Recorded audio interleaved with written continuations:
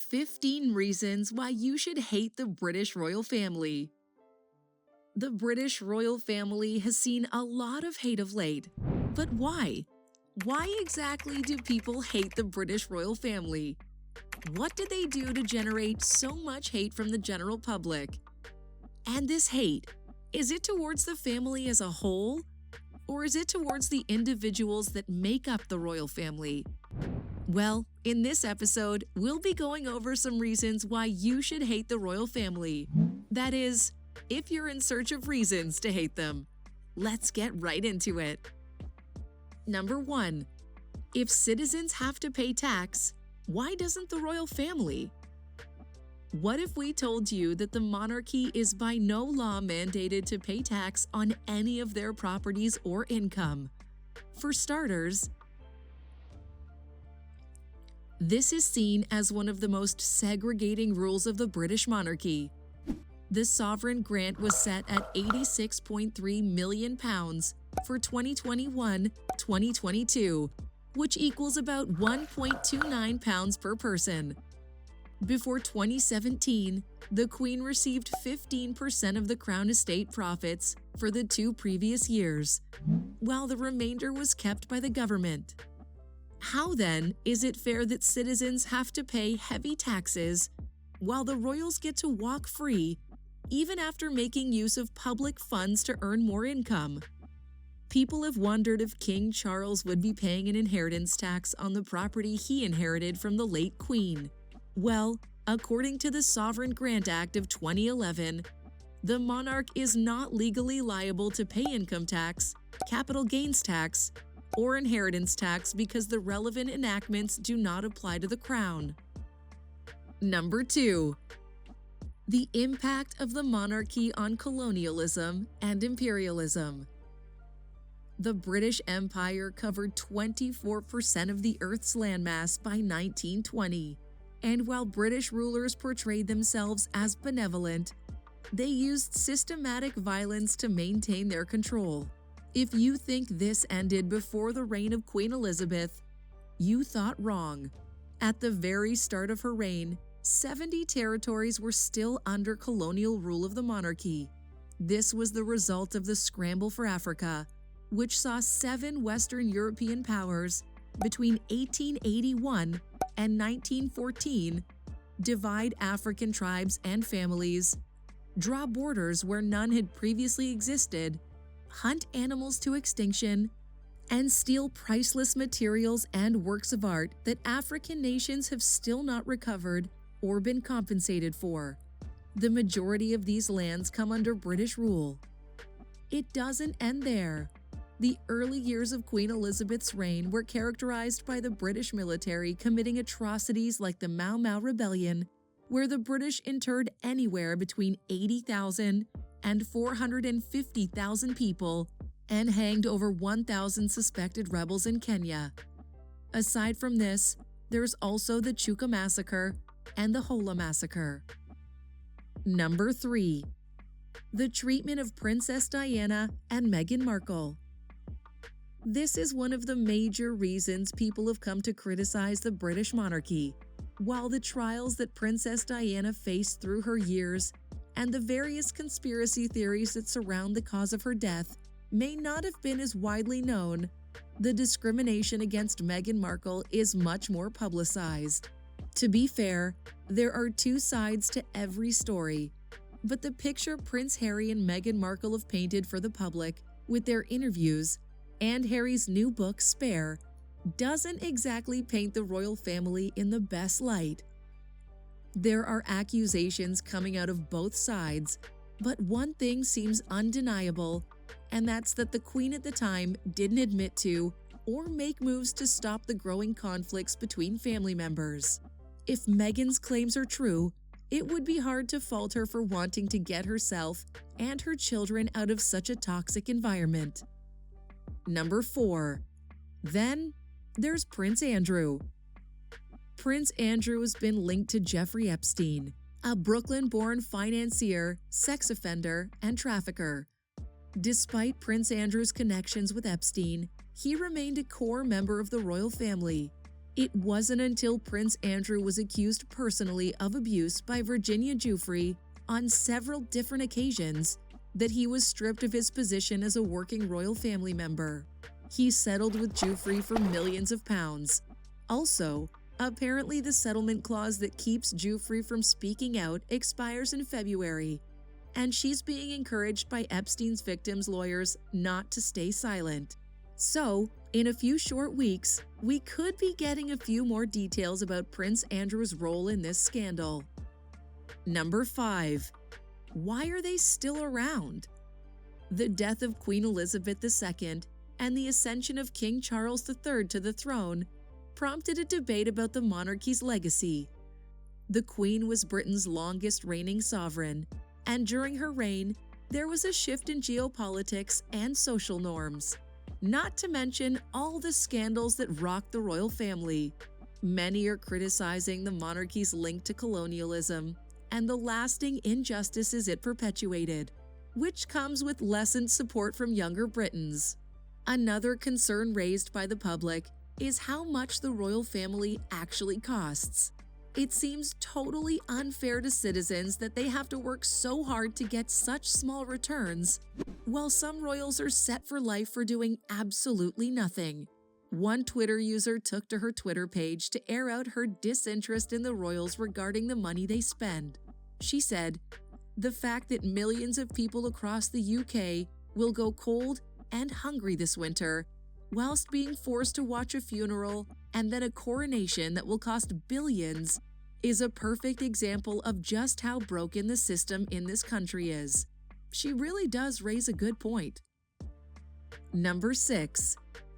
The monarchs are just thieves, a case of successful pirates. Another argument that the Queen's death rekindled is the fact that the British monarchy's power stems from their violent colonization of African, Asian, and Caribbean nations and their diaspora. Many around the world mourned her death, but a good number also saw her passing as a bitter reminder of the British Empire's violent exploitation of countries throughout history.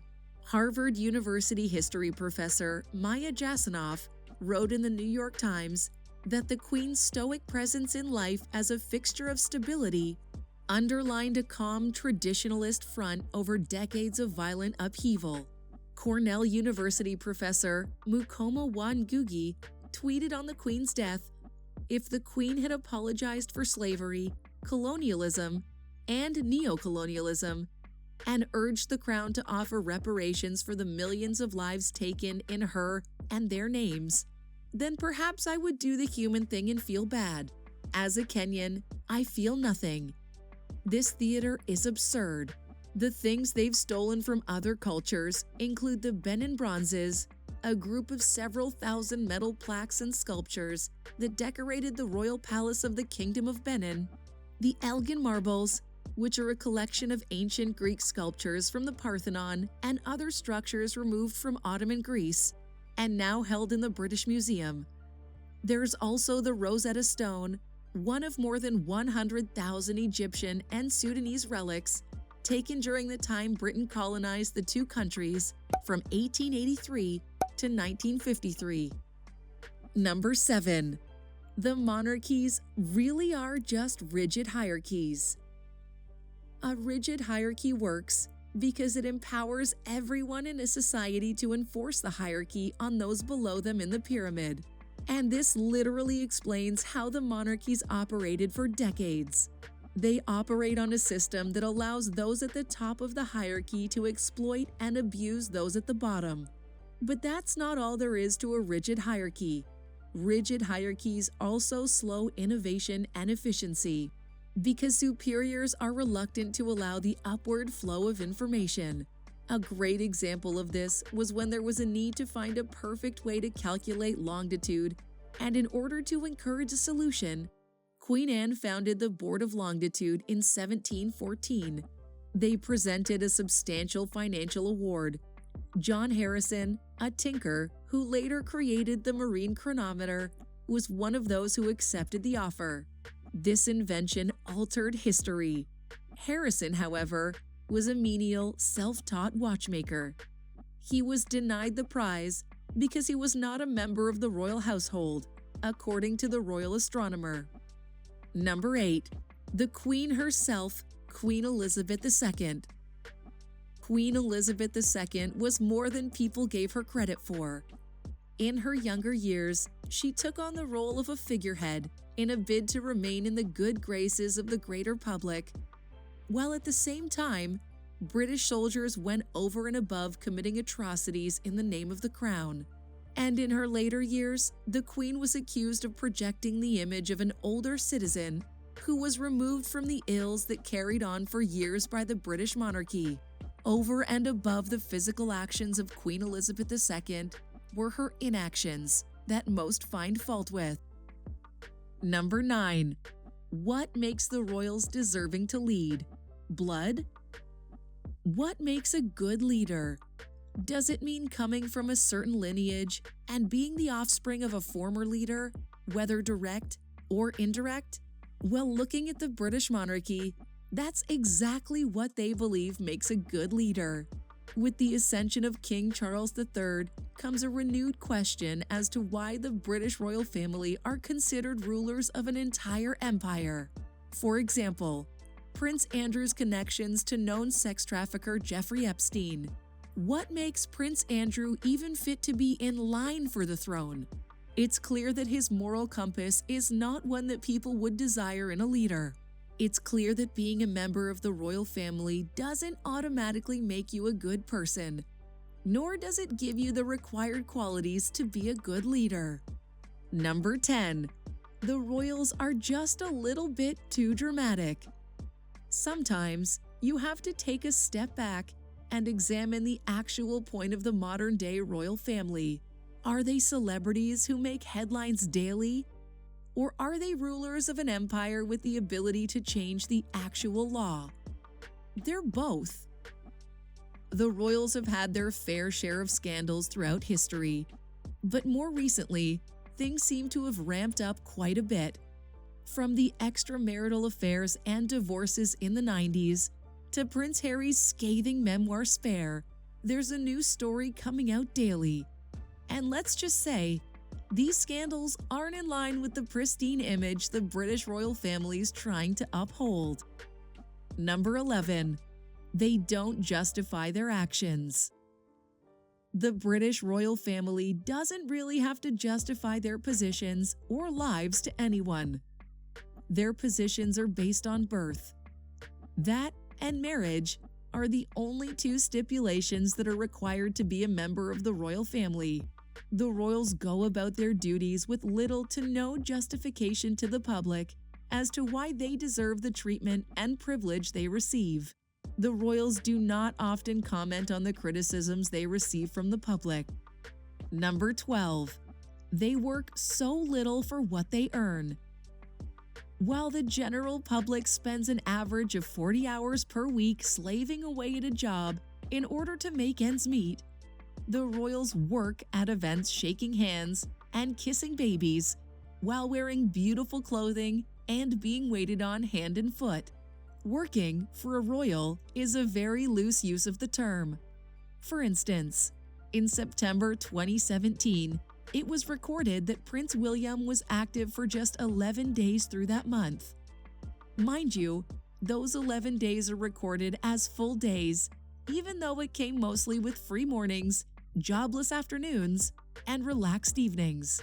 The first word that comes to mind is unfair, and that's putting it mildly. Number 13. The royals have proven to be immature attention seekers at best. For the British royals, and this extends to the bulk of the royal family, it's not enough to have events that celebrate the very existence of their being.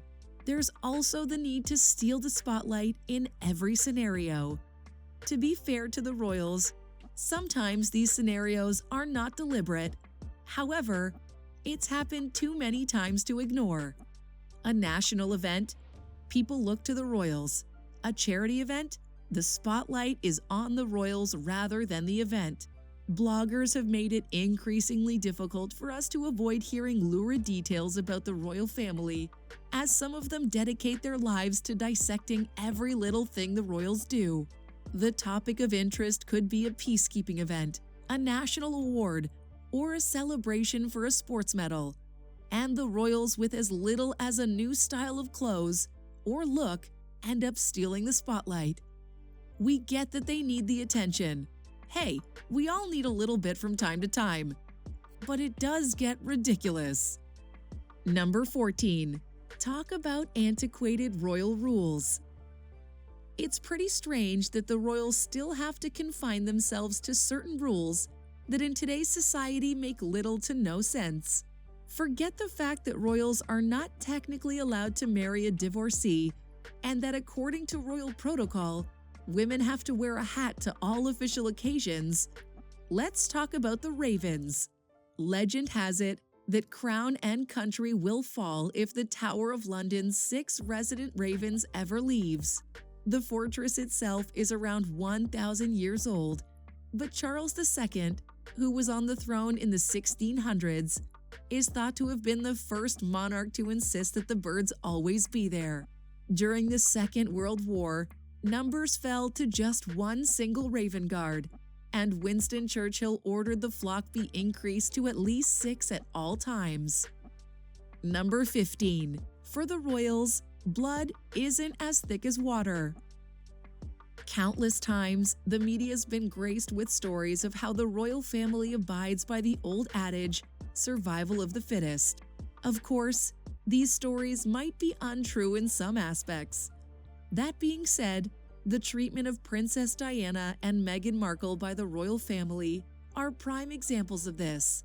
Not only that, Prince Harry publicly called out members of his family in interviews and in his new memoir, which speaks volumes as to how much goes on behind the closed doors of the palace. There you have it, 15 reasons why you should hate the royal family. If you enjoyed the video, don't forget to like it and tell us what you think about the royal family in the comments section. Thank you so much for watching, and we'll see you in the next one.